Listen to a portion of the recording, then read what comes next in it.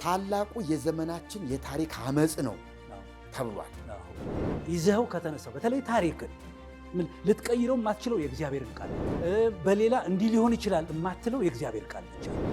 ችግርም የሆነው በሃይማኖትም ሆነ በሀገር ታሪክ ችግርም የሆነው ከዚህ ሃይማኖት ውጭ የሆኑ ሌሎች የእምነት ተቋማት እየበቀሉ ሲመጡ እነሱን ለመድፈቅ፣ እነሱን ለማጥፋት፣ እነሱን ለማሳደድ የምትጠቀምበት ከሆነ ያ ነገር አይተሃል፣ አመጽ ያስነሳል። ከእግዚአብሔር አንጻር ኃጢአት ነው። በጉልበት በኃይል በሰይፍ በጦር ክርስቲያን ማድረግ ኃጢአት ነው። መጽሐፍ ቅዱሳችን በግልጽ የሚነግረን ለሚያምኑ ሁሉ የሆነ ነው። እኔ ክርስቶስን ያለማመን መብት ሁሉ አለኝ። በዚህ መጽሐፍ ነጻ ፈቃድ ነው። ያለማመኔ የሚያመጣውን የመጨረሻ ብይን ግን ለመቀበልም ዝግጁ ነኝ።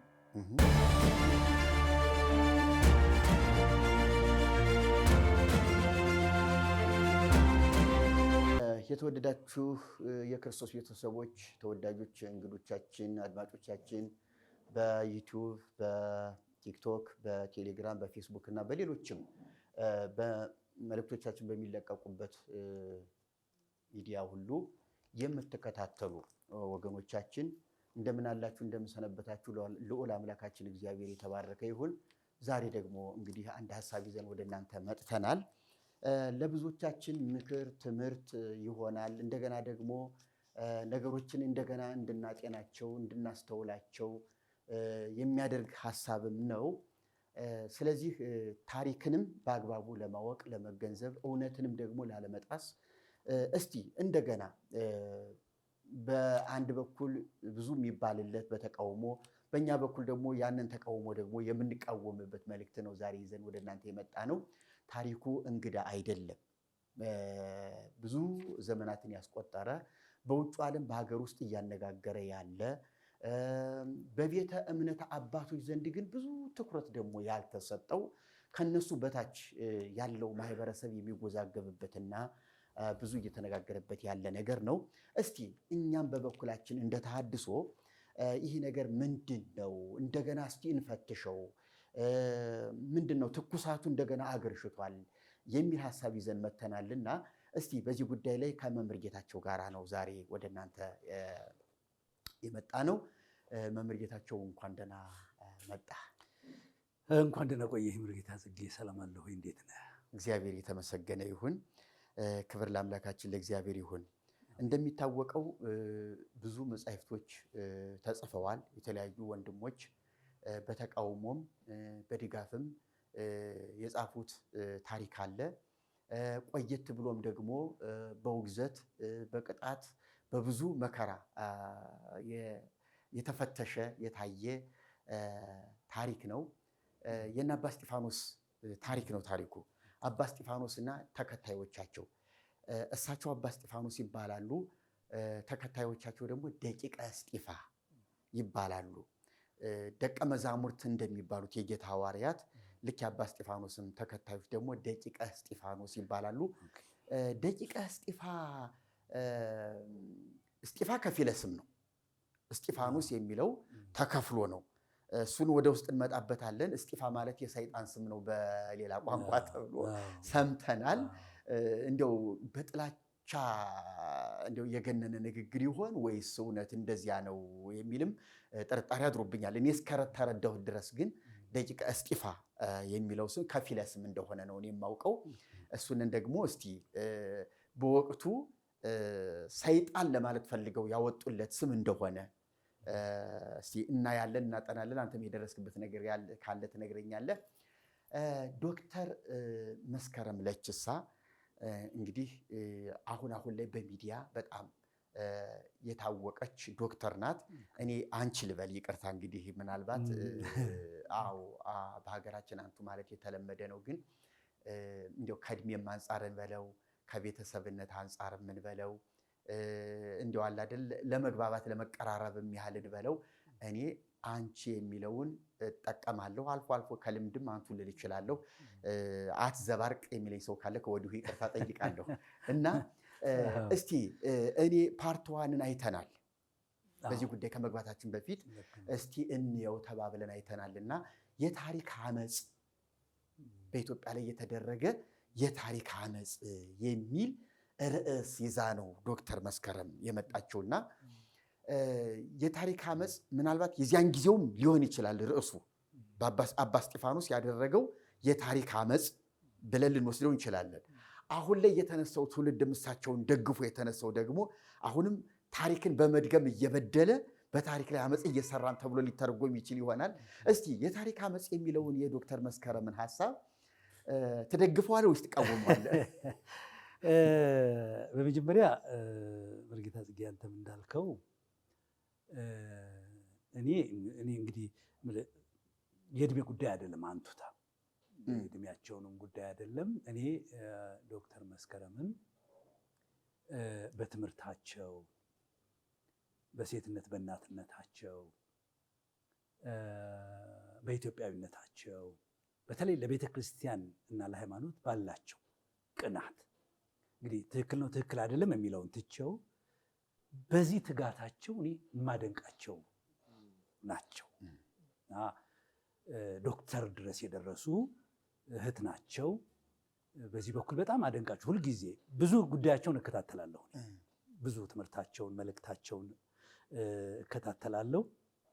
መልእክታቸውን ትደግፋለህ አትደግፍም ሳይሆን እኔ በአጠቃላይ በነገራቸው አከብራቸዋለሁ፣ እናከብራቸዋለን። አንተም አንቺ ብዬ ብጠራትም የሚለው ነገር አይ ቲንክ ኃጢአት አይደለም።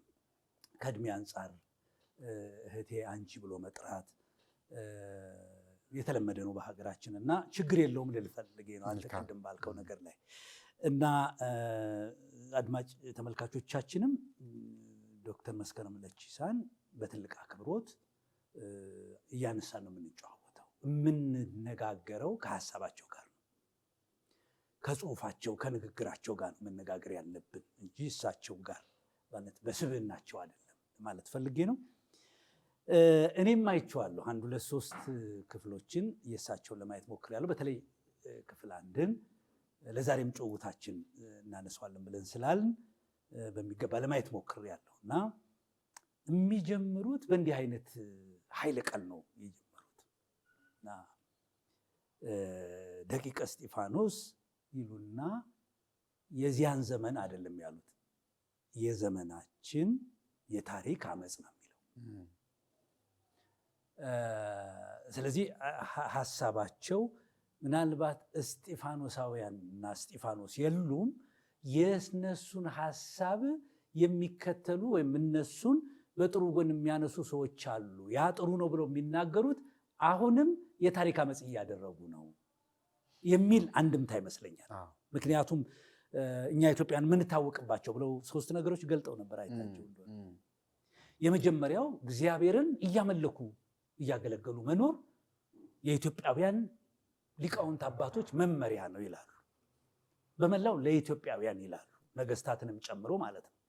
ሁለተኛ ጥበብን እያጠኑ መኖር። ሶስተኛ ታሪክን እየመዘገቡ መኖር። ይሄ መለያችን መታወቂያችን ነው የሚሉት እና በእሳቸው አነጋገር እስጢፋኖስና እስጢፋኖሳውያን ግን እነዚህን 3ቱን እየተቃረኑ እያፈረሱ ነው የመጡት። ለምሳሌ አመፅ፣ ይቅርታና የቃሉን ትርጉም አመፅ ማለት ምን ማለት ነው?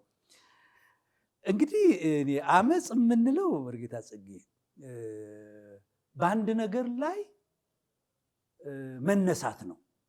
አንዳንዴ ላሉታዊ ይጠቀማል፣ አንዳንዴ አወንታዊ ይጠቀማሉ። ለምሳሌ የተማሪዎች አመፅ ይባላል። በጎ ሆኖም አመፅ አለ ለክፉ ነገር። አዎ ክፉን ነገር ለማስወገድ በክፉ ላይ መነሳትም አለ። በበጎ ነገር ላይ ደግሞ ክፉ አመፅ አለ። አሁን እንግዲህ በአውዱና በቦታው ነው የምናስቀምጠው። አሁን በቦታውን ስንመለከተው ታላቁ የዘመናችን የታሪክ አመፅ ነው ተብሏል። ይሄ የታሪክ አመፅ ደግሞ የእነ አባ እስጢፋኖስን ታሪክ ተከትሎ የመጣ ነገር ነው። ዘመናችን ላይ የሚሆን ምናልባት ወደዚያም ዘመን ብንስበው በዘመናችን የተደረገ የታሪክ አመፅ ከሆነ አመፀኛው እውነት በአግባብ የተነሳ ነው ወይ? ይሄ እንዲያው አመፅ የሚለው ቃል በትክክል በቦታው የወደቀ ነው ወይ? ለእስጢፋኖስና ለእስጢፋኖሳውያን ይህንን ስያሜ ነጥለው መስጠታቸው እንግዲህ በሳቸው እይታ በሳቸው ጫማ ላይ ሆነን ስናየው እሳቸው ለያዙት አቋም እስጢፋኖሳውያን ተቃዋሚ ናቸው። በዘመኑ የነበሩት አፄ ዘርዓ ያዕቆብን ጨምሮና ተከታዮቻቸው ካህናት፣ ቤተ መንግስት እና ቤተ ክህነት አካባቢ ለያዙት አቋም እነዚህ ሰዎች አመፀኞች ናቸው። አሁን እንግዲህ እኛ ዘመን ላይ ሲደርስ የነዚህ ሰዎች አመፅ ምን ነበረ ብለን ስንነጋገር ነው አሁን እንግዲህ የእሳቸውን ርዕስ ቦታውን የምናስይዘው። ማን ነው አመፀኛው? እንዲህ በጥቅሉ አመፅ ማለት በአንድ ነገር ላይ በተቃውሞ መነሳት ማለት ነው። በአንድ ነገር ላይ በተቃውሞ መነሳት አሉታዊም አዎንታዊም ሊሆን ይችላል። ብዙ ጊዜ ቃሉ የሚያገለግለው ግን አሉታዊ በሆነ መልክ ነው። ለምሳሌ በእግዚአብሔር ላይ አመፅ የሚላቸው አሉ። አሁን ለምሳሌ ዲያብሎስ አመፀኛ ነው የነበረው። ምን ማለት ነው? በእግዚአብሔር ፈቃድ፣ በእግዚአብሔር ሐሳብ፣ በእግዚአብሔር ዙፋን ላይ የተነሳ ያንን ነገር ለራሱ ለማድረግ የተፈጠረ እንቅስቃሴ ጀማሪ ነው ለማለት ነው። አሁን ኃጢአት ማድረግም አመፅ ነው ይላል። በጽድቅ ላይ መነሳት ነው፣ በሕግ ላይ መነሳት ነው ስለሚል መጽሐፍ ኃጢአት ማድረግም አመፅ ነው ይላል። ስለዚህ አመፅ በአንድ ነገር ላይ መነሳት ነው። እንግዲህ ከመንፈሳዊ ነገር አዛምደን ስንመጣ አመፅ የሚያገለግለው በተለይ አሉታዊ ለሆነው ጉዳይ ነው የሚሆነው። ዶክተር መስከረምም የዘመናችን የታሪክ ነው ያሉት። የታሪክ አመፅ ነው ያሉት። ምን ማለት ነው? ኢትዮጵያውያን ከሶስቱ አንዱ መገለጫቸው ታሪክን እየመዘገቡ መኖር ነው። እስጢፋኖስ ግን ታሪክን እየበረዙ መኖር ነው የሚል ዴፊኒሽን የሰጡት ትርጓሜ ነው። ስለዚህ በዚህ ዶክተር መስከረም ለደገፉት ታሪክ ተቃዋሚ ሆነው በመቅረባቸው በሳቸው ቦታ ሆኖ አመፀኛ ብለዋቸዋል። በዚያኛው ፓርት ደግሞ በእነ እስጢፋኖስ ደግሞ ፓርት ቆመን ብናይ አመፀኛ የሚሏቸው እነሱን የሚያሳድዷቸው እነዚህን ዶክተር መስከረም የሚደግፉትን ሐሳብና ዘርዓ ያዕቆብ ይዞት የመጣውን ሐሳብ ያንን ነው። ስለዚህ ከእሱ አንጻር ብናየው ጥሩ ነው። እሺ፣ አሁን ሶስት ነገሮች አሉ። አምልኮ፣ ጥበብና ስነ ጽሁፍ፣ ታሪክ። አዎ፣ አምልኮ ኢትዮጵያ በአምልኮ እንግዲህ የታወቀች አገር ከጥንት ጀምሮ ተብላለች። እውነት ኢትዮጵያ እንደው በአምልኮተ እግዚአብሔር የታወቀች የጸናች የተመሰከረላት ናት ወይስ ስለምንወዳት ዝም ብለን እንስጣት ብለን ነው? በደፈናው ቃሉን ኢትዮጵያ የአምልኮ ሀገር ነች። ኢትዮጵያ ብቻ አይደለችም። ዓለም ሁሉ በአምልኮ ነው፣ በአምልኮ ውስጥ ነው ያለ። አሁን ጥያቄው ማንን፣ ምንን፣ እንዴት ያመልካል መጠየቅ ያለበት። የኢትዮጵያን ታሪክ ስናየው በተለይ እንደው ብዙ ጊዜ ታሪክ ሲነሳ ንግሥተ ሳባ ነው የምትነሳው። መርጌታ ጽጌ በዚህ ላይ እንደውም አንተ እንድትሄድ ይፈልጋሉ። ንግሥተ ሳባ ነው የምትነሳው። ንግሥተ ሳባ ቤተ መንግስት አካባቢ በዘንዶ ይመለክ ነበር የሚል ታሪክ አለ ነው አይደለም? ይሄ ነገር እንደውም አባቱ አጋቦስ ነው ገደለው ዘንዶውን የሚል እንዲህ አይነት ትረካል። እንደውም እሷ ራሷ እግሯ ላይ እየበቀለ አውራ ጧቷ ላይ ጥፍሯ እንደ ፍየል ቀንድ ተብሎ በራሷ በቤተክርስቲያኒቱ የሚተረክ ታሪክ አለ። ዘንዶውን ስታስገድል ደሙ ተፈናጥሮ እግሯን ነክቶት ነው ያ ቀንድ የበቀለባት ሁሉ ተብሎ ተተርኳል። እና ወደ ሰሎሞን ሲሄድ እዚያ ከደጅ የወደቀ ዛፍ ግንድ ነው ነክቶት ተቆርጦ የወደቀላት የሚለው ነገር አምልኮተ ባዕድ ዘንዶን ሳይቀር የማምለክ እንስሳትን የማምለክ ልክ ነው፣ ጨለማን ሁሉ የማምለክ ወንዝን በነገራችን ላይ እውነትን መምህር ጌታቸው ሁለታችንም ወደ አማራ ክልል ብዙ እንግዲህ እናውቃለን። እውነት አካባቢያችን ዛፍ አያመልክም። ክርስቲያን የተባለ በማተቡ የታወቀ ነው ተብሎ የተዘፈነለት አይደለ? የተዘመረለት እንበለው ወይስ የተዘፈነለት? የተዘፈነለት የሚባለው አገር እስካሁን ድረስ ወንዝ ያመልካል። እስካሁን ድረስ ጊዮን ለሚባለው አባይ ከጣና ለሚወጣው አባይ ድልድዩ ላይ ከየአካባቢው ከየወረደው የዶሮ ማዕት ገብስማ፣ ጥቁር፣ ቀይ ዶሮ በየአይነቱ እየመጣ የሚታረድለት ነው። ያ ህዝብ ነው የሚያርድ እና እንኳንስ ያን አይደለም ዛሬ እንኳን ይህን ያህል ዘመን በካህናት የተከበበ በብዙ መምህራን የተከበበ በብዙ አብያተ ክርስቲያናት የተያዘ ህዝብ አሁን ከዘንዶና ከሰይጣን ከወንዝ የተላቀቀ ህዝብ አይደለም። ይሄ የማይካድ የቤተክርስቲያን ሰዎች የሚያወሩት ጸሐፍት የሚናገሩት ነገር ነው። በጥቅሉ በመላው ኢትዮጵያ፣ በመላው አፍሪካ፣ በመላው ዓለም ከጥንት ጀምሮ የሰው ልጅ ተፈጥሮ ከአምልኮት ጋር ስለነበር በፀሐይ፣ በጨረቃ፣ በከዋክብት የግሪክ አማልክት፣ የሮማ አማልክት የሚባሉ ደግሞ ገዝፈው የሚታወቁ አረስ፣ ሜረም የሚባሉ በርካታ የአማልክት አይነቶች ወደ ሀገራችን እናጥበውና ወደ ርዕሳችን በኢትዮጵያም በሰሜን፣ በደቡብ፣ በምስራቅ፣ በምዕራብ አምልኮተ ባዕድ የነበረበት እንደሆነ እናውቃለን።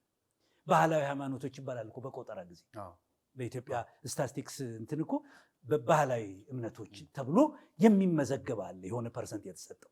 ስለዚህ ኢትዮጵያ የአምልኮ ሀገር ነች እንልና ከጥንት ጀምሮ እንዲህ አይነት ነገር እንዲያውም አለቃ ጸጋዬ ናቸው ወደ ኢትዮጵያ የገቡ ነገዶችን ሲናገሩ በፀሐይ፣ በጨረቃ፣ በከዋክብት፣ በወንዞች፣ በተራሮች የማምለክ ከሴም ነገድ የመጣ እንደዚህ በፀሐይ በጨረቃ እንዲህ በማድረግ ከእስራኤላውያን ወገን የመጣ ብለው ከአረብ ሀገር የመጣ ብለው የሚጽፏቸው አሉ። እና ባዕድ አምልኮ አለ። ኢትዮጵያ የአምልኮ ሀገር ነች። እንግዲህ አሁን ዶክተር መስከረም በጻፉት እግዚአብሔርን እያመለኩ መኖር ግን ክርስትና ከገባ በኋላ የሚለውን ይመስለናል። እንግዲህ እኔ እንደሱ ነው የገመትኩት። እሱም ቢሆን አካባቢን ይጠይቃል። አሁን ልመጣል ነው። አምልኮተ እግዚአብሔር ወደ ኢትዮጵያ መጥቷል ከተባለበት ጊዜ ጀምሮ እንግዲህ የብሉይ ኪዳኑን ብንተወው እንኳ በብሉይ ኪዳን በአንድ እግዚአብሔር ማምለክ እንደ እስራኤል ማምለክ ኢትዮጵያ ውስጥ ነበረ የሚል አከራካሪ ክርክር አለ። እነ ጃንደረበውን ለበዓል እየሄዱ የመስገዱን ራሷ የሳባ ንግስትም ሰዎች ስላንተ የነገሩኝ እጅግ ጥቂቱን ነው ብላ ስትናገር ብዙ ሰዎች ይመላለሱ እንደነበርና የአምልኮ የሚሆን ልዩ ልዩ ልምምዶች፣ ስልጣኔዎች ልውውጥ ይደረግ እንደነበረ ፍንጮች ያሳያሉ። ይሄ ማለት ግን ፍጹም የሆነ በኢትዮጵያ ላይ አምልኮተ እግዚአብሔር የነገሰበት ነው ብሎ ደምድሞ መናገር የሚቻል አይመስለኝም። የአምልኮተ እግዚአብሔር ጽንሰ ሐሳብ ጅማሬ በእስራኤል ነው የምናየው። በእስራኤል አካባቢ፣ በማዕከለ ምድር አካባቢ ነው የምናየው።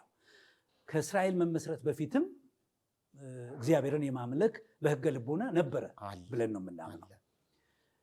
ነገር ግን በሕግ ተቀንኖ በስርዓት ተበጅቶ አምልኮተ እግዚአብሔር በእስራኤል እንደተጀመረ እናያለን። ከዚያ ፊት የነበሩት ኖህንም በለኝ፣ አብርሃም በለኝ፣ ያሬድም በለኝ፣ ሄኖክም በለኝ፣ ኢዮብም በለኝ የምንላቸው ሰዎች ከእግዚአብሔር ጋር ግንኙነት እንደነበራቸው እናውቃለን። በተወሰኑ ሀገራቶች ውስጥ ግን ስርዓት ተበጅቶለት ሕግ ወጥቶለት እግዚአብሔር ራሱ በቀጥታ ጣልቃ ገብቶ እንዲህ ይሁን እንዲህ አይሁን ብሎ በመናገር የተጀመረው በአይሁድ ነው። ከአብርሃም ዘር በኋላ የተጀመረ ነው። የአይሁድ እምነትን በተመለከተ ኢትዮጵያ ውስጥ ነበረ መስዋዕተ ኦሪት ይካሄድ ነበረ የሚል አለ። አይተው እንደሆነ በኢትዮጵያ ውስጥ መስዋዕተ ኦሪት ኢትዮጵያ ውስጥ ይካሄድ ነበረ የሚለው ነገር መቼም ለዛሬ ርዕሳችን ስላልሆነ ነው እንጂ ብዙ አከራካሪ ነገሮች እንዳሉ ታውቃለህ መርጌታ። በጣም አንደኛ አንድ ቤተ መቅደስ ነው በኢየሩሳሌም ያለው። ከዚያ ውጭ መቅደስ መስራት አይቻልም። ቢበተኑ እንኳ ሰለሞን ሲጸልይ ትዝ ይልህ እንደሆነ ተበትነው ያሉ ሰዎች የሆነ ችግር ቢደርስባቸው፣ ረሃብ ቢደርስባቸው፣ ቸነፈር ቢደርስባቸው ፊታቸውን ወደዚህ መቅደስ አዙረው ነው የሚለው። በኢየሩሳሌምም በእስራኤልም ውስጥ አንድ መቅደስ ብቻ ነው ያለው ታስታውስ እንደሆነ። ስለዚህ ሌላ መቅደስ ተሰርቶ ነበር እዚህ የሚለው አባባል ትንሽ ጥያቄ ያመጣል። አይ ቲንክ ምኩራብ ይኖራቸው ይሆናል። እነዚህም የምኩራቡ ባለቤቶች ፈላሲያን አይሁድ ናቸው አይደለም እንጂ ከአሕዛብ ወገን የሆነው የኢትዮጵያ ሕዝብ በሰሜን በደቡብ በምስራቅ ይገኛል የሚባለው ሕዝብ አይመስለኝም። እስራኤላውያን በመምጣታቸው አንድ አምላክ በኢትዮጵያ ምድር ውስጥ ነበር። በመንግስትና በሕዝብ በኩል የአንድ አምላክ መስዋዕት በማቅረብ መቅደስ በመስራት ይፈጸም ነበረ የሚለው ግን እንግዲህ ሌላ ጊዜ እናነሳውና ሰፋ ያለ ክርክር እናደርግበታለን እንጂ የሚያስኬድ አይመስለኝም። ሁለተኛ መስዋዕት ይደረግ ነበር ወይ ብለን ነው ማየት ያለብን። ለመሰዋትና የኃጢአት ስርየት ለማግኘት የቃል ኪዳኑ ታቦት ያስፈልጋል። ለበባል በእርግጥ ይህንን ለማስተካከል ይመስለኛል በንግሥተ ሳባ በቀዳማዊ ምኒልክ ታቦት መጣ የሚለው ታሪክ የተፈጠረው ይሄንን ለማቅናት ይመስላል። ግን መጥቶ መቅደስ ተሰርቶ መስዋዕት ተሰውቶ የኃጢአት ስርየት እየተሰበከ እዚህ ምድር ይኖር ነበር ማለት በጣም ከባድ ይመስለኛል። ለዚህ ነው ኢትዮጵያዊ ጃንደረባ ኢየሩሳሌም ሄደው እዚህ ቢኖር ኖሮ አይሄድም። ይመጡ ነበር እንጂ እነሱ እዚህ አይፈጸምም ነበር። ስለዚህ እኔ ታሪኩ ውሃ የሚያነሳ አይደለም የመጀመሪያው ነገር። የዶክተር መሰከረም ሀሳብ እንግዲህ እንዲህ ካሰብን ክርስትና ከገባበት ጊዜ ጀምሮ ባለው ኢትዮጵያውያን እግዚአብሔርን እያመለኩ መኖር ነው የሚለውን ሀሳባቸው ከክርስትና ብንጀምረው መልካም ይሆናል ብዬ አስባለሁና ክርስትና ወደ ኢትዮጵያ ከገባበት ጊዜ ጀምሮ በግለሰብ ደረጃ በጃንደረባው ነው አይደለም? ቅድም አሁን አንተ እንደተናገርከው በ34 አካባቢ ጃንደረባው ደርሶ ሲመጣ ይዞ መጥቷል። ይሄ ነገር ቤተ መንግስት አካባቢ መጥቶ ምን አድርጎ ነበር፣ እንዴት ሆኖ ነበር የሚል እንግዲህ የተጨበጠ ማስረጃ የለም። በብዙ በሐዋርያ ተልኮ ሐዋርያዊ በሆነ ተልኮ ሐዋርያው ማቴዎስ መጥቶ ነበር የሚለው በዓለም አቀፍም ታሪክ ታምኗል፣ በኢትዮጵያ ታሪክም የታመነ ነገር ነው። እሱም እንግዲህ ገብቷል። ታሪክ ሰንዶ ብዙ ማስረጃዎች የተገኘበት ተቋማዊ በሆነ መልክ ግን በፍሬምናጦስ ነው የጀመረው። በፍሬምናጦስ ጊዜ እንግዲህ ሲሰበክ በኢትዮጵያ ታሪክ ውስጥ እንደሚነገረው ባዕድ አምልኮትን እያጠፋ ነው የሚለው አይተህ እንደሆነ ህዝብን እያጠመቀ ወንጌልን እየሰበከ ካህናትን እየሾመ ህንፃ አብያተ ክርስቲያናትን በየስፍራው እያነጸ የወንጌል ተልኮን ያካሄድ ነበር ተብሎ የተደነቀለት ሰው ነው። ይህም ከተጀመረ በኋላ በኢትዮጵያ ክርስትና ውስጥ በሰሜኑ ነው ጎልቶ የታየው ይሄ ነገር። ክርስትናው በሚሰበክበት ጊዜ ባዕድ አምልኮ ይቀድመዋል። ክርስትናው እየተሰበከ ከባዕድ አምልኮ ሰዎች እየተጠመቁ ክርስቲያን የመሆን እድል ነበራቸው። ስለዚህ ኢትዮጵያ ታመልክ ነበር ወይ ብለህ ለጠየቀው ጥያቄ በባዕድ አምልኮ ነበረች። ክርስትና ሲመጣ ባዕድ አምልኮን እያስተወ በክርስትና የማጥመቅ ስራ ተሰራ። ጊዜ እየሰፋ ህዝብ እየበዛ በሚሄድበት ጊዜ ደግሞ ጤናማ የወንጌል አስተማሪዎች ባለመኖራቸው ህዝብ ክርስትናንም ባዕድ አምልኮንም ደርቦ የመያዝ ልማዶች ነበሩ ለማለት ፈልጌ ነው። አስረዝሜብህ እንደሆነ አላውቅም። እና አንተም ደግሞ እንደምታውቀው ልክ ነው።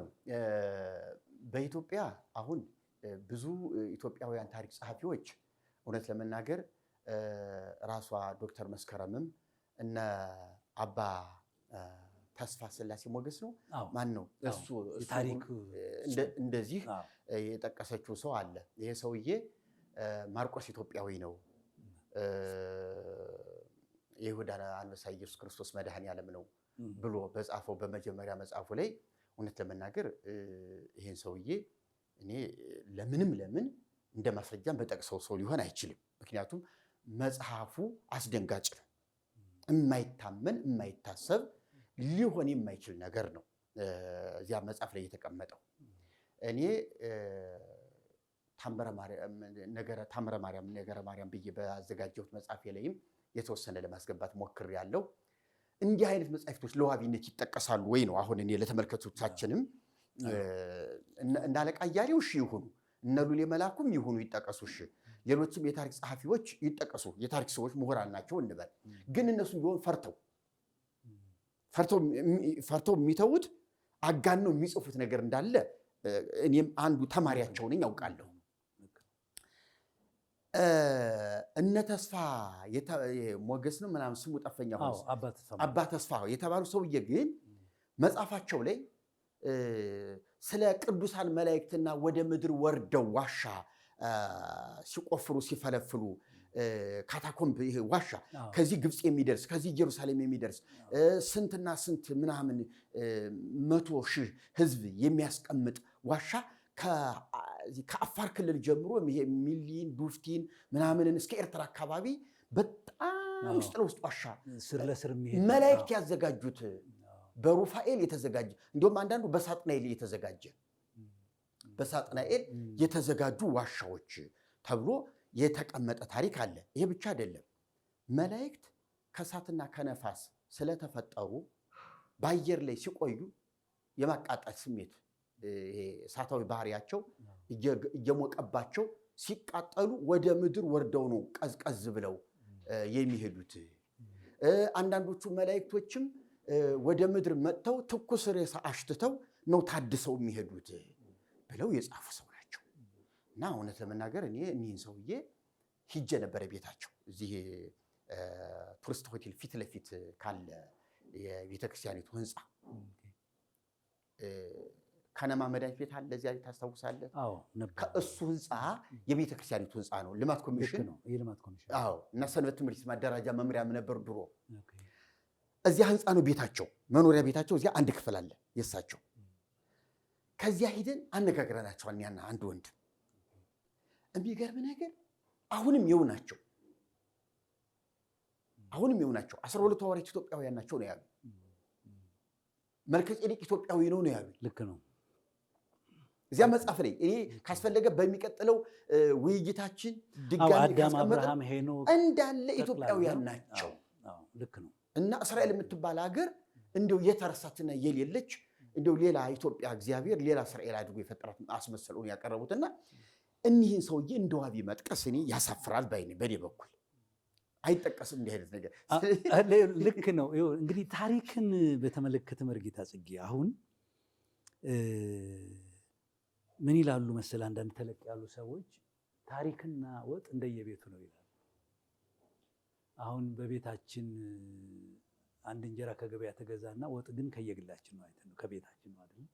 እና በዚያ እንጀራ ላይ የሚቀመጠው ወጥ ጥሩ ነው ጥሩ አይደለም ምናምን ብለን ገበያ ላይ አውጥተን ጀጅ አናረገው። ቤቱ ነው አይደለም የሚወደው። እና ታሪክና ወጥ እንደየቤቱ ነው ይላል። እሺ አሁን እኮ ኢትዮጵያ ቤተክርስቲያን የጋራችን ሁና ነው ወጡን እንዴት እናጣፍጠው እየተነጋገርን ያለ ነው።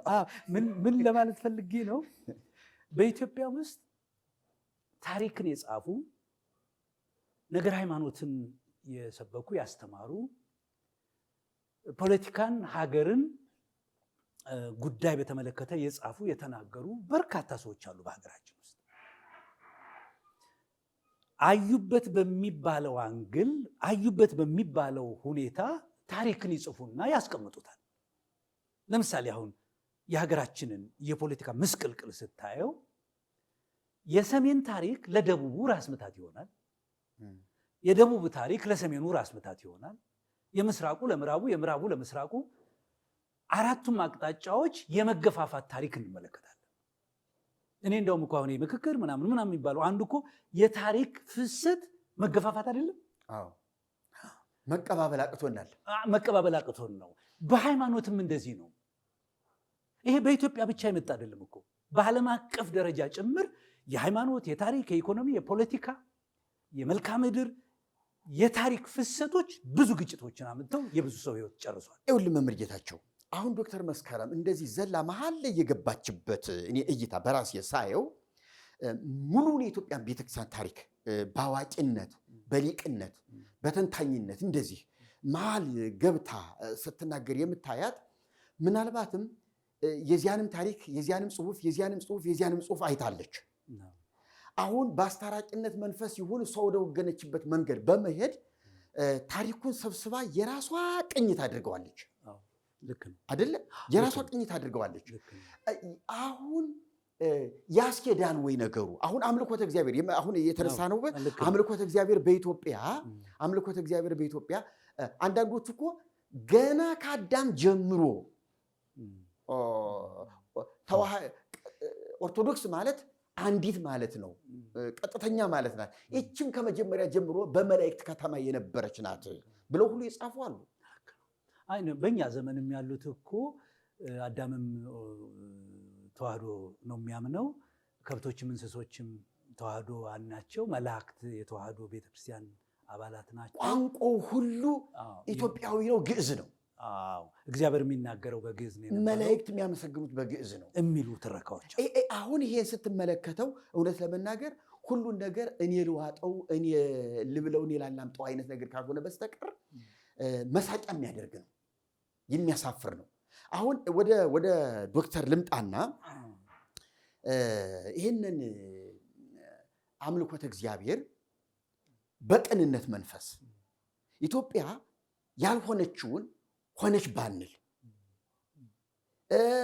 በዚህ አካባቢ እንዲህ ነበረ ብለን በታማኝነት ብንገልጥ እንዲያው አክሱም ማለት የኢትዮጵያ ስልጣኔ መጀመሪያ ጮራ የበራበት ነው ብለን ምናምነው አይደል? እማንክደው ትግራይ ላይ አክሱም እንዲያውም አክሱም እንትን መቀሌ አይታወቅም እኮ አክሱም ራሱ የቻለ ነው። ከመቀሌም ወጣ ያለ ነው። አክሱም ስርወ መንግስት ነው ራሱን የቻለ ከነ ሐውልቱ ከነ ታሪኩ ከነ ምናምኑ ራሱን የቻለ ነገር ነው እና ስለ አክሱማውያን ታሪክ ስንተርክ እንኳን በአክሱም ዘመነ መንግስት ሐውልቶች ላይ ራሱ ምን ምን አሻራዎችና ምልክቶች ነበሩ የሚለውን መካድ የለብንም እና ያን ነገር በመካድ ኢትዮጵያን ቅድስትና ልዩ ሀገር እግዚአብሔር አድርጎ የማየትና አምልኮተ እግዚአብሔር በኢትዮጵያ ወልድ ዋሕድ ስትል የነበረች አሁንም ያለች የምትኖር ብሎ እያየን አይደለም ወይ? እኛ የዓይን ምስክር አይደለንም ወይ? አምልኮተ እና ወደ ሁለተኛው እንድንመጣ ከመምጣታችን በፊት ለምንድን ነው እንዲህ አይነት ነገሮች ኤክስትሪም የተለጠጡ ከሌላ ጋር እንኳ ክፍት ቦታ ለሌላ ሀሳብ የማይሰጡ?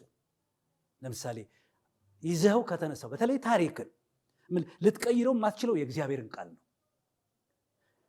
በሌላ እንዲህ ሊሆን ይችላል የማትለው የእግዚአብሔር ቃል ብቻ ነው። አይተን ነው ታሪክ የፖለቲካም ይሁን የሃይማኖት ታሪክ ነው የማወራው። ክፍት ቦታ መተው አለብን። ምክንያቱም አብሶሉት የሆነ በዓይን እንዳየ በእጅ እንደዳሰሰ ሁሉን ነገር እንደሚያውቅ ሰው አይጻፍም ታሪክ። ምክንያቱም እይታችን ስለሚለያይ በዘመን ክፍተት ውስጥ የሚፈጠር የቋንቋ የአባባል የሐሳብ ለውጥ ስለሚመጣ ታሪክ ስትጽፍ ሌሎች ደግሞ በተለይ እኔ ተክለ ጻዲቅ መኩሪያ በጣም የሚገርሙኝ ነገር በኋላ ዘመን የሚመጡ ይላሉ በሚጽፏቸው ውስጥ አይተን እንደሆነ አቅንተው አስተካክለው እንዲያቆዩን የኢትዮጵያን ታሪክ እኔ በአቅሜ የፈቀደውን ያህል ጽፌያለሁ ይላሉ። that means ያ ማለት አብሶሉት ትሩዝ መለኪያ ነው ማለት አይደለም። አይታል አንድን ነገር ግንዛቤ እንዲኖረን ያስጨብጠንና ሌላ ተጓዳኝ ነገሮች መኖር እንደ መነሻ የሚያገለግልህ ይሆናል። ለምሳሌ በየትኛውም ዘመን ተቃርኖ አለ። ያለ ተቃርኖ የኖረ ማህበረሰብ፣ ፖለቲካ፣ ሃይማኖት፣ ኢኮኖሚ ምናምን የለም። በተቃርኖ ነው የሚኖረው። ስለዚህ ታሪክ ሲጻፍ ነው እኮ የአንደኛው ወገን ይጽፈዋል። የአንደኛው ወገን ታሪክ ጎልቶ ሊሰማ ይችላል። የተቃራኒውን ደግሞ ሳንሰማ እናድጋለን። በኢትዮጵያ ታሪክ ውስጥ አንዱ ትልቁ ችግር የሆነው ምንድን ነው መሰለ? ዶክተር ዲበኩሉ ይመስሉኛል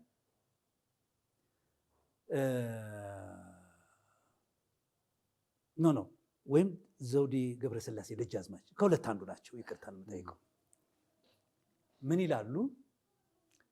የኢትዮጵያን አንድነት የነገስታትን ወንበር ለማጽናት የሚረዳ ማንኛውም ታሪክ ቢጻፍ በዘመኑ ተቀባይነት አለው ይላል ዘውዴ ገብረስላሴ። አዎ ፊት ለፊት የሚባል ፕሮግራም ነበር።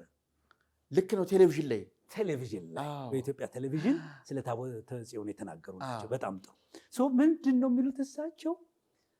ኢትዮጵያ በችግር ላይ ስለነበረች ይላሉ ሀገረ መንግስትን የሚያጠነክር አንድነትን የሚያመጣ የህዝቦችን መስተጋብር የሚያቀና ማንኛውም ታሪክ ቢጻፍ ተቃውሞ አልነበረውም ይላሉ። ላቲምስ ምን ማለት ነው መሰለ? አንዳንድ ጽሑፎችን ስናያቸው ለንጉሱ ሰው እንዲገዛ እንዳያምፅ ጌታ ክርስቶስ ተገልጦለት ጉንጩን የሳመው ግንባሩን የሳመው የሚል ታሪክ ታገኛለህ። ርግብ ያረፈችበት ተብሎ ይጻፋል። አይታል። በሌላ በኩል ያ ንጉስ ደግሞ ለተወሰነው ግሩፕ ደግሞ እሬት፣ መራር፣ ጨካኝ፣ ፈሪሃ እግዚአብሔር የሌለው ሆኖ ደግሞ ሊሆን ይችል ይሆናል። በዚህ አይነት ጎልተው የወጡ ታሪኮቻችን በተለይ ስልጣኔ ሲመጣ የተማረ ማህበረሰብ እየበዛ ሲመጣ ቴክኖሎጂ እየደመቀ ሲመጣ ታሪክን የፖለቲካም ይሁን የሃይማኖትም ይሁን የህዝቦችንም ይሁን የመልክዓ ምድርም ይሁን እሳቢዎችን ከዘመኑ ጋር እያቃኑ መጽሐፍ ስላልተቻለ ልብ በልልኝ እንግዲህ በንግሥተ ሳባ ጊዜ ጥቂት ህዝቦች በነበሩበት ጊዜ የተጻፈውን ታሪክ ቀጥታ ይዘህ ትመጣና ከመጻኤው ህዝብ ጋር ሳትደባልቀው እሱን ብቻ አንግሰው ትቆያለህ። አይተህ እንደሆነ። ስለዚህ ምን ይሆናል መሰለ? አመፅ ይነሳል፣ የታሪክ አመፅ ይነሳል። እኔ የዶክተር መስከረምን እሳቤ ያየሁትኝ የሆነ ታሪክ ነበረ። ያ ታሪክ ከተቃራኒ ጋር መሆኑን ማመን አለባቸው። አይተህ እንደሆነ ለምሳሌ የኢትዮጵያን የክርስትና ታሪክ እናንሳው። ብዙ ጊዜ የኢትዮጵያን መልክዓ ምድር በመስራት ደረጃ ክርስትና አይደለም ትልቅ አስተዋጽኦ ያለው። ክርስትና ከገባበት ጊዜ ጀምሮ ኤርትራን፣ ትግራይንና ወሎን፣ ጎንደር፣ ጎጃምን፣ ሸዋን ማዕከል ድረስ በአጭር ጊዜ እየፈጠነ ሲመጣ ይሄ ክርስትና ከመንግስት ጋር በነበረው ግብቡነት ወይም ጋብቻ ሀገረ መንግስቱ በሰፋበት ቁጥር ሃይማኖቱ ይተከላል። ሃይማኖቱ በደረሰበት ቁጥር ሀገረ መንግስቱ መንግስቱን ያጸናል። አይደለም? እንዲህ እየሆነ የመጣ ታሪክ ነው ያለን በሀገራችን ውስጥ። ኃጢአት አይደለም ይሄ። መርጌታ ጽጌ፣ እኔ አንዳንድ ሰዎች ይቃወማሉ። የክርስቲያን መንግስት እንዲህ አድርጎ፣ እንደሱ አይደለም። ጊዜው ዘመኑ የሰጠው ነው። ሁልጊዜ ይናገራሉ። ለምሳሌ ዛሬ አረብ ሀገር ብትሄድ አንተ ሳውዲ አረቢያ 90% ምንድን ናቸው? ሙስሊም ናቸው። አይደለም? እስላም ነው የሚባለው? ሙስሊም ናቸው። በጣም ጥሩ። እነዚህ ሀገር ውስጥ የሚሰራው የኢኮኖሚ፣ የፖለቲካ፣ የሀገረ መንግስት፣ የህዝቦች መስተጋብር የሚቀረጸው ከዚህ ከማህበረሰቡ የሃይማኖት ጠባይ ነው የሚነሳው። ስለዚህ የእስልምና መንግስታዊ ተጽዕኖ ሊበዛ ይችላል። ኃጢአት አይደለም። ባሉ ብትል፣ ስነ ስርዓቱ ብትል፣ አጽዋማቱ ብትል፣ ክብረ በዓላቶች ሁሉ የሚሰሩት ከዚህ ነው። ሁሉ ፓርላማው ራሱ የተዋቀረው ልክ ነው በሙስሊም አማኞች ብዛት የተመሰረተ ሊሆን ይችላል። ጥቂት ክርስቲያኖች ቢኖሩ እንኳን ለእኛ ስፍራ አልተሰጠንም ብለው አመፅና ሌላ ነገር ሴራ የሚያደርጉበት ነገር አይኖርም። እንትኑ የፈቀደው ነው። ያ ድባቡ በቃ ያደረገው ነገር ነው። ምንም ማድረግ አይቻልም። አሜሪካን ብንወስድ ዛሬ ብዙ ሳትቀይር ክርስቲያናዊ መንግስት ነው የነበረው። ለምንድን ነው የረዳቸው? ክርስትና ነው አገሪቱንም ወደ ሀገርነት የቀየረ። በነገራችን ላይ ዶላሩ ላይ የሆነ ጽሁፍ ነበር ይባላል። ዌት ረስቲንግ ጋድ አላሁንም በእግዚአብሔር እናምናለን የሚለው አለ። ዓለም አቀፍ አረቡም እስላሙም ይጠቀምበታል። ተራርተኛል። እዚያ ላይ የክርስትና ነገር ስለተጻፈ ብሎ አይደለም። ጊዜ ዘመን የሰጣቸው ናቸው። ችግርም የሆነው በሃይማኖትም ሆነ በሀገር ታሪክ ችግርም የሆነው ከዚህ ሃይማኖት ውጭ የሆኑ ሌሎች የእምነት ተቋማት እየበቀሉ ሲመጡ እነሱን ለመድፈቅ፣ እነሱን ለማጥፋት፣ እነሱን ለማሳደድ የምትጠቀምበት ከሆነ ያ ነገር አይተሃል፣ አመፅ ያስነሳል፣ ከእግዚአብሔር አንጻር ኃጢአት ይሆናል። ስለዚህ የኢትዮጵያ ክርስትና የኢትዮጵያ ሀገረ መንግስት በክርስትና ተይዞ መምጣቱ ያን ታሪክ እያነሳን አሁን ሰው አንወቅስም። የኢትዮጵያ ክርስትና መቼ ነው ያጠፋው ነው የምለው መሰለህ። አሁን እንግዲህ እግዚአብሔር ወደ ማምለክ ልምጣ ቶሎ ብዬ መቼ ነው ያጠፋው ብዬ ብልህ ሙሉ ለሙሉ መንግስትም ሃይማኖትም ወይም ደግሞ የመንግስትም ሃይማኖት ምንድን ነው የሚባለው መንግስታዊ ሃይማኖት ሃይማኖታዊ መንግስት ከሆነበት ከ350 ጀምረ ስትመጣ በተለይ 13ኛው ክፍለ ዘመን አካባቢ ከክርስትና ውጭ የሆኑ እምነቶች ብቅ ያሉበት ጊዜ፣ በጠረፍ አካባቢ የነበሩ የእስልምና ተከታዮች ወደ መሀል ሀገር የገቡበት ዘመን ነው። ልብ በላው። በዚህ ጊዜ ሌሎች እምነቶች እንዳይኖሩ መከልከል ነው ኃጢአት የሚሆነው።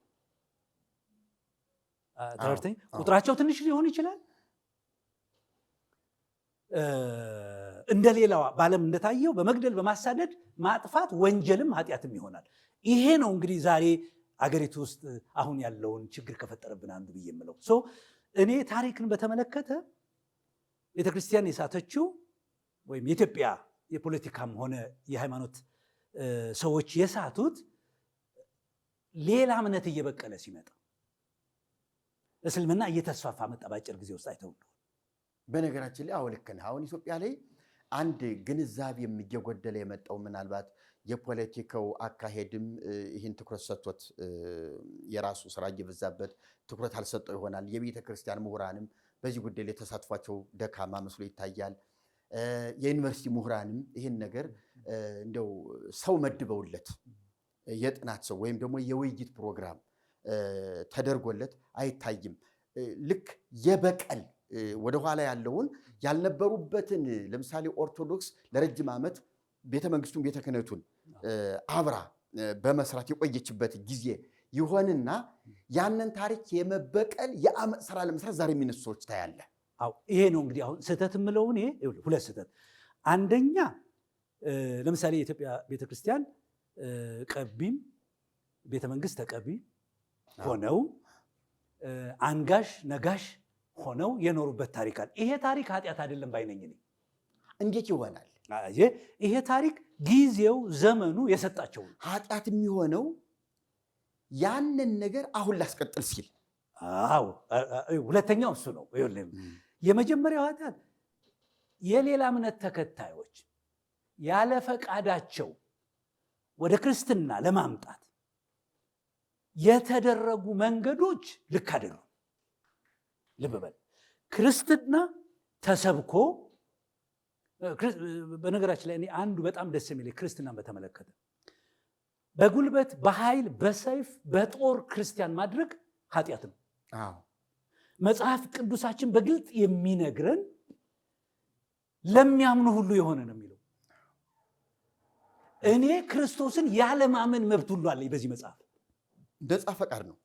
ያለማመኔ የሚያመጣውን የመጨረሻ ብይን ግን ለመቀበልም ዝግጁ ነኝ። ልብ በል። ክርስትናን የምወደው የሌሎችን ሃይማኖት አላውቅም። ክርስትናን የምወደው አንዱ ሰው በገዛ ፈቃዱ ያለ ተጽዕኖ ሰምቶ አምኖ ሲቀበል ነው ክርስቲያን የሚሆነው። ተርተኛ የሀገረ መንግስቱ ክርስቲያን መሆን እምነቱ ክርስቲያን መሆን ኃጢአት አይደለም ብያለሁ ቅድም እንዳልኩት። በሌሎች ዓለሞችም እንደዚህ ነው ያልኩት። ችግር የሚሆነው ሌሎች እምነቶች ክርስትናን አንቀበልም አንፈልግም የሚሉ ሰዎች በኃይል በጉልበት ክርስቲያን ልታደርጋቸው አትችልም። እሱ መደረጉ አንዱ የታሪክ ቁርሾ ያመጣል። ልብ በል። ሁለተኛ እነዚህ በዚያን ጊዜ እንዲህ አይነት ችግር ደርሶብን ነበር የሚሉ ሰዎች ደግሞ በዚያን ዘመን በዚያ ትውልድ የተደረገውን ታሪክ ለዚህኛው ትውልድ ትከሻ ሰጥተው በዚህኛው ትውልድ ትከሻ ላይ ጭነው አበሳውን ማሳየታቸው አግኝተኛል። ስለዚህ እኔ ሁለት ስህተቶች ተፈጥሯል፣ እየተፈጠሩ ነው። የኢትዮጵያ ክርስትና ሌሎች ሃይማኖት ሲመጡ ደግሞ በተለይ 13-14ኛው ክፍለ ዘመን ላይ ከደረስክ በኋላ የእስልምና እንቅስቃሴ ከምስራቁ የሀገራችን ክፍል የክርስትና እንቅስቃሴ ከሰሜኑ የሀገራችን ክፍል ሁለቱም እየገፉ ነው የመጡት። አይተን እየገፉ ሲመጡ ምን ተፈጥሯል? ጦርነቱ ተፈጥረዋል፣ ግጭቶች ተፈጥረዋል፣ እርስ በርስ መገዳደል ተፈጥረዋል። እነዚህ የፈጠሯቸው ታሪኮች አሉ። አንድ ጊዜ የእስልምናው ሲሳካለት፣ አንድ ጊዜ የክርስቲያኑ ሲሳካለት ታሪክ ውስጥ አይተናል። አይ ቲንክ ግራኝ አህመድ አትብሉት ነው የሚባል ተብሏል መሰለኝ። እኔ አሁን በትክክለኛ ስሙ አላወቅኩትም እነሱ የሚሉትን፣ ግን በተለምዶ ግራኝ አህመድ የሚባለው ሰው ተሳክቶለት የሰሜኑን የሀገራችን ድረስ እኮ ለ15 ዓመት ያህል እኮ ገዝቷል።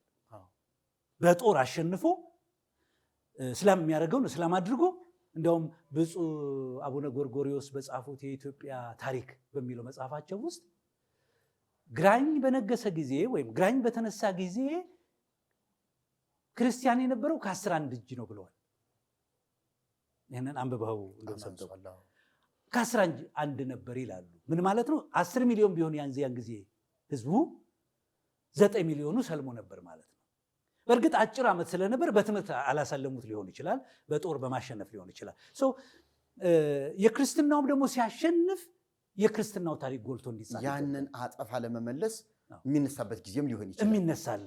ስለዚህ እስልምናው ሲነሳ የሚጻፉ ድርሰቶች አሉ፣ ክርስትናው ሲነሳ የሚጻፉ ድርሰቶች አሉ። እኔ አሁን ትንሽ ግር የሚለኝ አይ ቲንክ ትንሽ ወጣን መሰለኝ ከዛችን። እኔ ቅር የምሰኝበት እንደው በዚህ አጋጣሚ ክርስቲያናዊ አቋማችንን ብንናገር ጥሩ ነው ብዬ ነው የማስበው።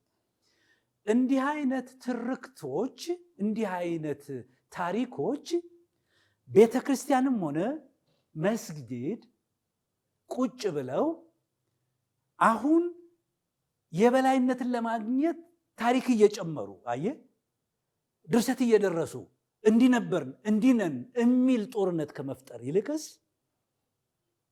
ሊታረሙ የሚገባቸውን በማረም ቀጣይ ልጆቻችንን ሰላም ያላት ኢትዮጵያ ለማድረግ መጠቀም ነበረባቸው እላለሁ። እኔ ይሄንን ነው አሁን ዶክተር መስከረም የክርስትና ታሪክ የኢትዮጵያ ታሪክ በሚለው ምሳቤ ነው የሚናገሩት። አይተህ እንደሆነ መንግስትና ሃይማኖት ተጋብተው ስለነበረ የታሪክ አጻጻፉን መለየት ብንቸገርም በበሰለ አእምሮ ግን ሁለቱን ለመለየት መሞከር ነበረብን። ይህ አንዱ ትልቁ ችግር ያገኘነው ምን እንደሆነ ታውቃለህ?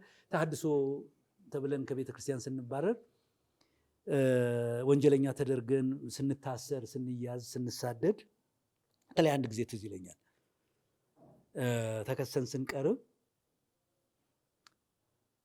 ንጉሱ ዘርዓ ያዕቆብ ልክ አይደሉም ብለን ስንናገር የኢትዮጵያን አንድነት ትቃወማላችሁ ተባለ።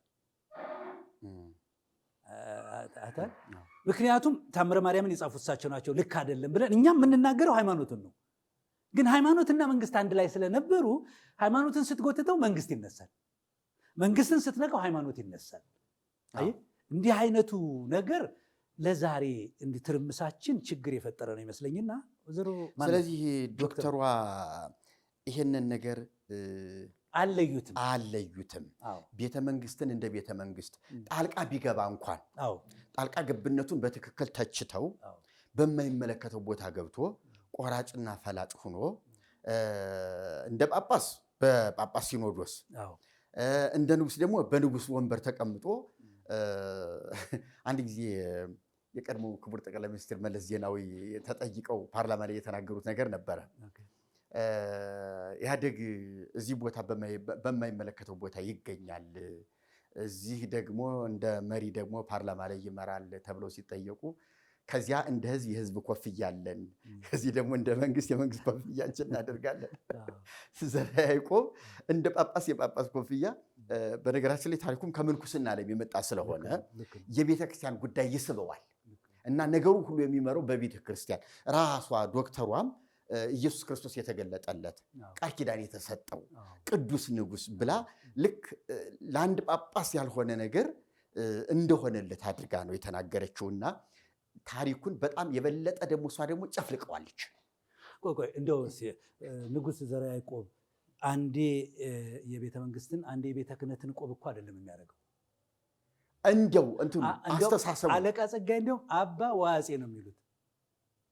ያስኬዳል። ትክክል ነው። ሁለቱም አንድ ቆብ ናቸው። ትክክል ነው። እኛንን አሁን ለመለየት እየሞከርን ያለ ነው።